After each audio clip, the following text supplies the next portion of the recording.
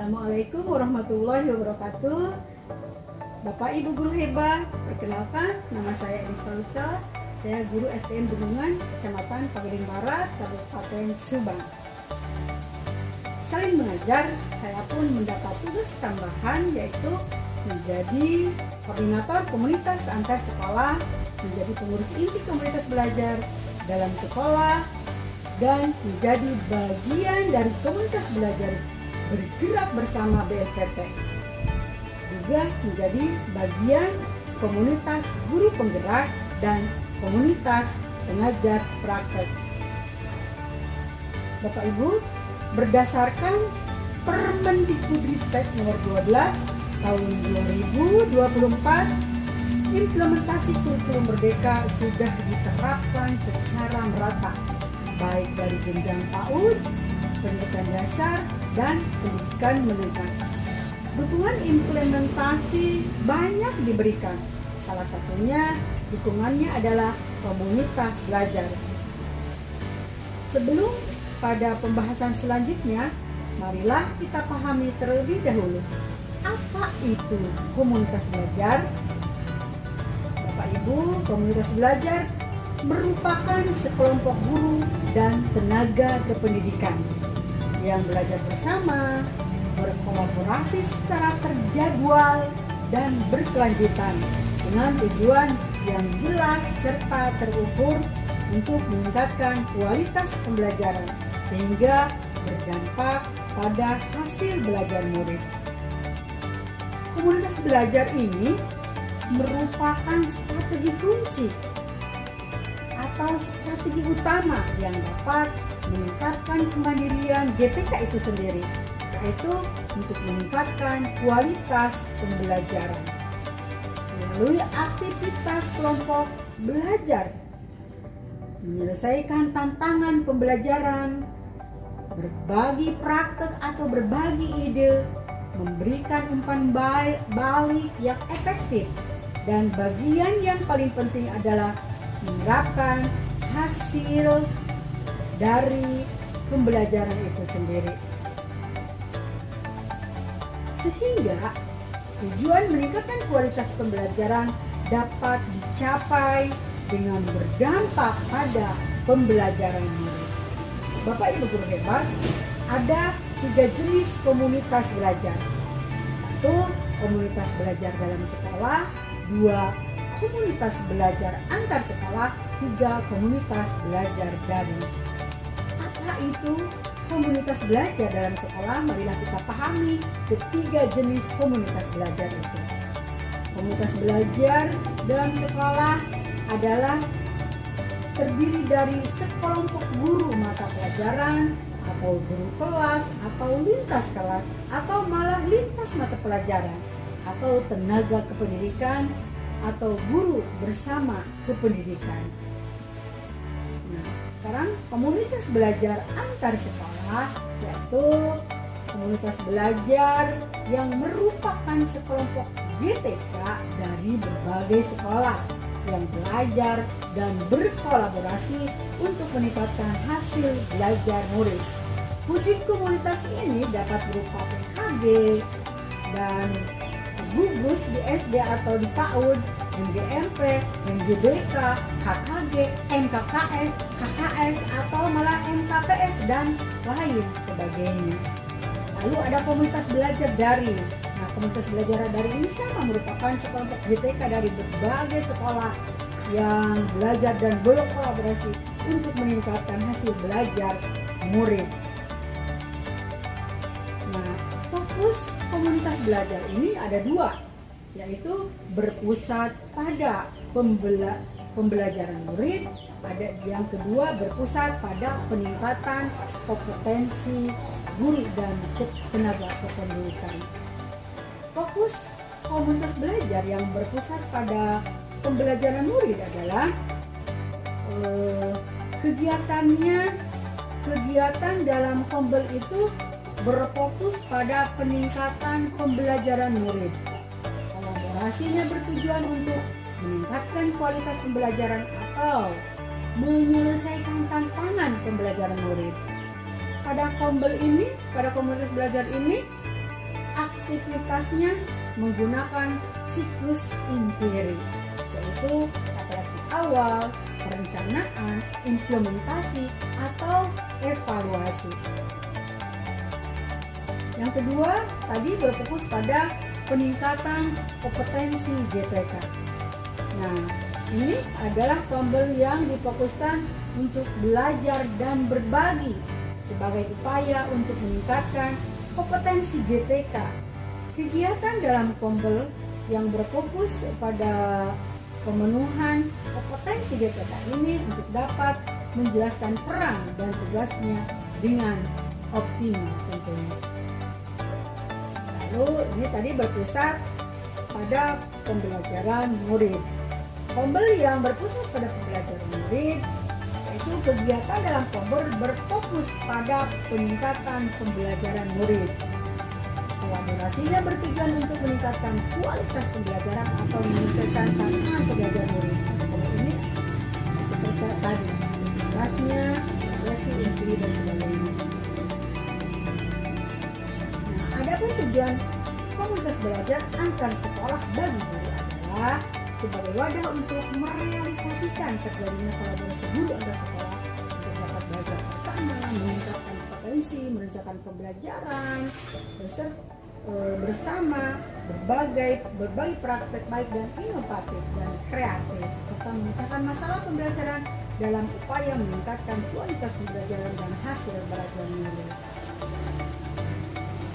Tujuan komunitas belajar antar sekolah bagi guru sebagai wadah untuk merealisasikan terjadinya kolaborasi antar kepala sekolah. Bapak Ibu guru hebat, untuk melaksanakan atau membentuk komunitas belajar perlu diajukan pertanyaan-pertanyaan refleksi agar komunitas belajar dapat memberikan dampak pada proses pembelajaran di kelas. Apa saja sih pertanyaan refleksi tersebut? Nah, pertanyaan refleksi diantaranya yang pertama, kita harus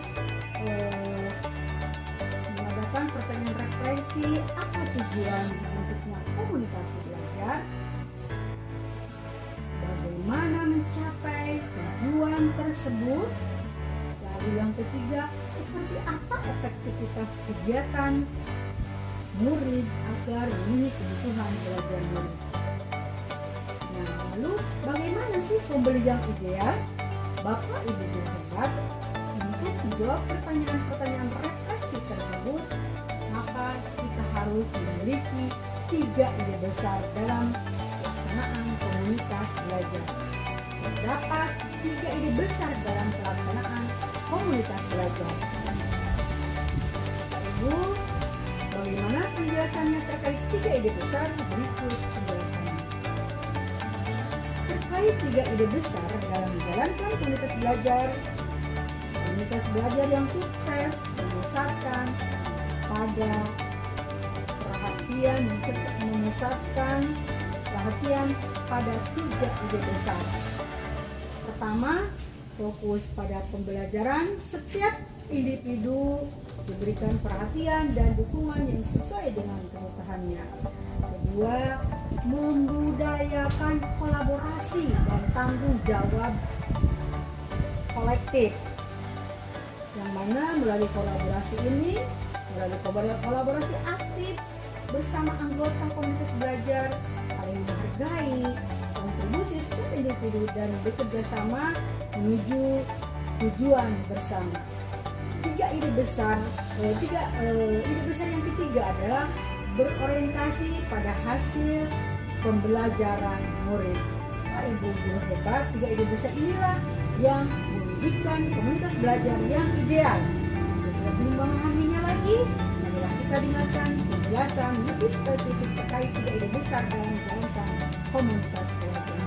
Nah, dengan fokus pada 3 ide besar tadi, komunitas belajar menjadi tempat yang inspiratif, membangun pada setiap individu yang bergabung dalam perjalanan pencarian ilmu. Bapak Ibu guru hebat, melalui komunitas belajar, pelaksanaan pembelajaran diharapkan berlangsung secara organik. Maknanya adalah bahwa pelaksanaan komunitas belajar harus memiliki kebutuhan. Kedua kebutuhan dasar dalam pelaksanaan kebutuhan komunitas belajar. Yang pertama adalah kebutuhan pemenuhan proses pembelajaran, kedua kebutuhan peningkatan kompetensi belajar. Supaya guru hebat, demikianlah rangkaian video praktek baik dalam melaksanakan komunitas belajar. Semoga video praktek baik ini dapat menginspirasi Bapak Ibu guru hebat. Terima kasih, salam dan bahagia. Assalamualaikum warahmatullahi wabarakatuh. Terima kasih Bapak Ibu yang sudah menghadiri dalam kita membahas optimalisasi komunitas belajar yang ada di sekolah kita. Komunitas belajar yang ada di sekolah kita adalah komunitas apa? Gerimis ya. Tapi karena ini sudah banyak dibahas, saya akan membahas lebih lanjut tentang komunitas yang ada di sekolah, di luar sekolah, dan komunitas yang ada di pembelajaran daring. Apa itu komunitas belajar? Masih ingat Bapak Ibu apa itu komunitas belajar? Kelompok belajar. Bagus, kelompok belajar. Nah, lebih detailnya komunitas belajar itu adalah merupakan sekelompok guru tenaga pendidikan yang belajar bersama, berkolaborasi secara terjadwal dan berkelanjutan. Jadi bukan sekedar berkumpul bersama, tapi berkumpulnya untuk belajar, berkolaborasi dan terjadwal tentunya. Juga berkelanjutan. Kalau berkelanjutan ada program-program yang akan dijalankan. Juga tak ketinggalan juga ada tujuan yang jelas serta terukur. Tujuannya untuk apa? Misalnya untuk meningkatkan kualitas pembelajaran sehingga berdampak pada hasil belajar tersebut. Nah, ini yang lebih tepatnya komunitas belajar merupakan strategi utama atau strategi kunci yang dapat meningkatkan kemandirian guru tenaga pendidikan untuk meningkatkan kualitas pembelajaran melalui aktivitas kelompok seperti kelompok bersama, menyelesaikan tantangan pembelajaran, berbagi praktek atau ide baiknya, memberikan umpan balik yang efektif tentunya ya. Dan bagian yang paling penting adalah menerapkan hasil tombol pada pembelajaran di kelas. Jadi dari hasil tombol-tombol ini kegiatan-kegiatannya kita bisa praktekkan di dalam kelas sehingga tujuan meningkatkan kualitas pembelajaran dapat tercapai demi berdampak pada pembelajaran. Kita skip saja Bapak Ibu ya agar tidak terlalu lama. Nah, apa saja jenis komunitas belajar yang Bapak Ibu ketahui? Apa saja jenis komunitas belajar? Masih ingat? Nah, jenis komunitas belajar itu ada 3. Komunitas belajar dalam sekolah, komunitas belajar antar sekolah, dan komunitas belajar daring.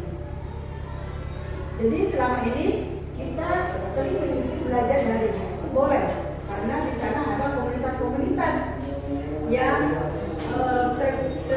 tergabung dan berkolaborasi di komunitas itu. Nah, tadi komunitas belajar dalam sekolah. Nah, komunitas belajar dalam sekolah ini terdiri dari sekelompok guru mata pelajaran atau guru kelas atau lintas kelas. Misalnya dari sekolah kelas 1 sampai kelas 6 atau guru mata pelajaran. Misalnya boleh tergabung di sini mata pelajaran PAI atau pelajaran PJOK bisa bergabung di sini. Nah, karena ini dari semua guru tenaga pendidikan atau guru bersama tenaga kependidikan. Lalu komunitas belajar antar sekolah. Dan komunitas belajar antar sekolah ini merupakan tadi sekolah dari sekolah untuk berkolaborasi meningkatkan hasil belajar guru. Nah, wujud komunitas sendiri dapat berupa gugus ya. Kalau seperti kita ada gugus 1, kalau di SMP mungkin MGMP, MKKS dan sebagainya. Lalu ada juga yang tadi yang ketiga komunitas belajar daring di PMR. Nah, komunitas belajar antar sekolah ini merupakan